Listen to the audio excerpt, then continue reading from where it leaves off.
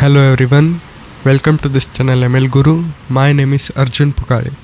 In this video we will see what is feature scaling, why we need to do feature scaling, and how to implement it in Python using sklearn libraries. So let's get started. So for example, let's suppose this is our dataset. The dataset is of house price prediction where X contains two features. First one is the size of the house, maybe in square feet, and the second feature is the number of bedrooms. And based on these two features we have to predict the price, and this Y column is the actual price for each of these house. So for any ith point in this dataset or any ith row, my prediction would be given by this formula where y I hat is equal to w1 times xi1 plus w2 times xi2 plus b. This all we have seen in previous video. And also for any jth weight, the partial derivative of this loss with respect to this weight is given by this formula. This all we had seen in the previous video. So from here we can draw a conclusion that this partial derivative of loss with respect to this weight is directly proportional to any ith term in this summation. So let's take any ith term which will be of this form. Okay, so in this case we have two features, so we have two weights. Each weight is associated with each feature. So the partial derivative of my loss with respect to these two weights will be proportional to this according to this formula, right? Where this xi1 means it is the size feature of ith data point, and this xi2 is the ith the number of bedroom feature for my ith point. Alright, so if you notice in this formula, this term, which is the difference between the predicted and actual value, is same for both. The only difference in both these terms is this one. Okay, so from this I can tell that the size feature for any ith point will always be very large than the number of bedrooms. You can see in this example the size varies in thousands. Okay, so the size feature has range in thousands, but the number of bedrooms feature has range in single digit. Okay, so from that I can conclude that this the magnitude of the partial derivative of loss with respect to the weight belonging to the first feature w1 will be always greater than the partial derivative of loss with respect to w2. Why? Because the range of this xi1 will be always greater than the range of this feature. And according to our update rule, we will update both the weights by this particular formula. And in this, as you can see, the change in w1 and w2 will be proportional to this term, the partial derivatives of both respectively. So I can say that the change in w or the update in w1 and w2 will be proportional to the partial derivatives. Hence I can conclude that the change in w1 will be always greater than change in w2. And if you implement this, and if you plot the loss contour, which we had seen I guess in linear regression with one variable, where we had implemented this in Python, we had seen this loss contour, right? So in this case, when one feature where the features range are different, okay, all the features are varying in different ranges, then the loss contour which you will get will be something like this. It will be elongated or skewed. Now if you see the updates when you will run the gradient descent learning algorithm, and you will see how your weights are getting updated, and also see that we have ignored the bias term for simplicity. You can assume that the bias is 0. Okay, So in this case you have only W1 and W2, your loss depends on W1 and W2. And when you run the gradient descent learning algorithm, you will see the updates are in this particular form, where you can see there are lots of oscillations. And if you see this single particular update, right, for example, look at this single update. I have drawn this separately, so you can see when I'm going from here to here, the change in W1 is much greater than the change in W2. Okay, so we can say that all the features must be in same range to avoid this problem. When all the features are in same range, this particular term xi1 and xi2, or as many as features you have, will be in the same range, then the update size for this particular weights will be in a same range. Okay, so you will not have this oscillation problems. And what if you have just single feature?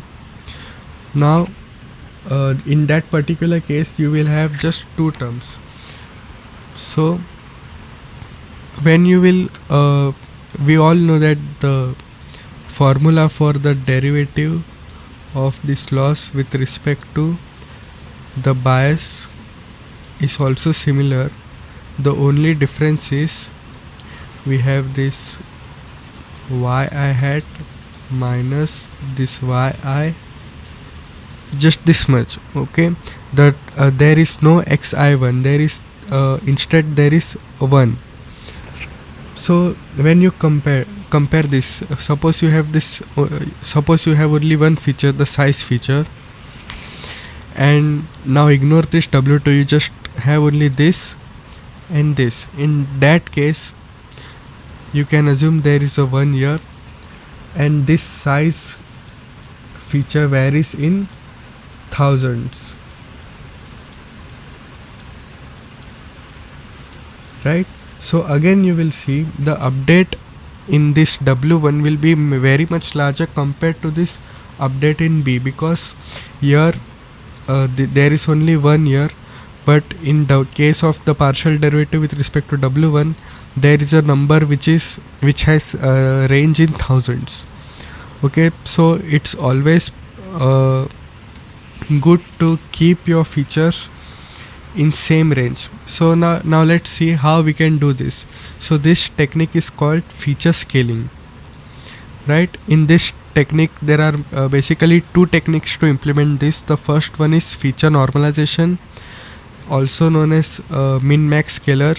So what it does, it scales all the feature or all the columns to 0 to 1 range, which means all the features or all the columns in your X will get scaled between 0 and 1.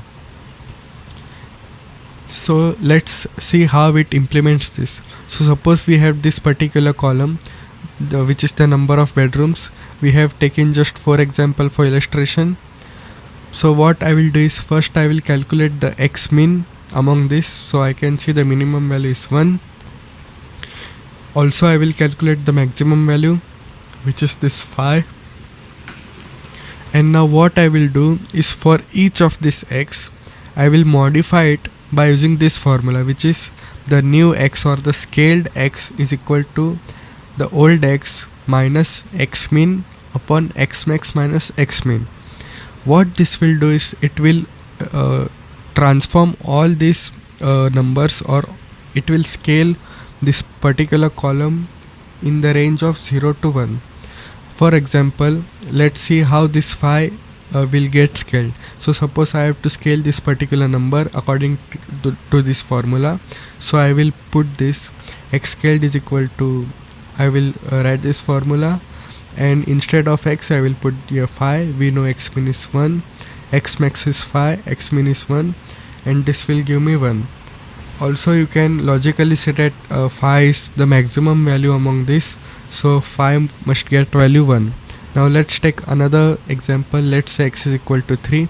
In this case you will get the scaled value for X is equal to 3 is 0.5, right? And also one thing to note here is, you have this data set, right? So this feature scaling is applied for each column independently. Alright, So this x min and x man will get calculated for each of the features separately.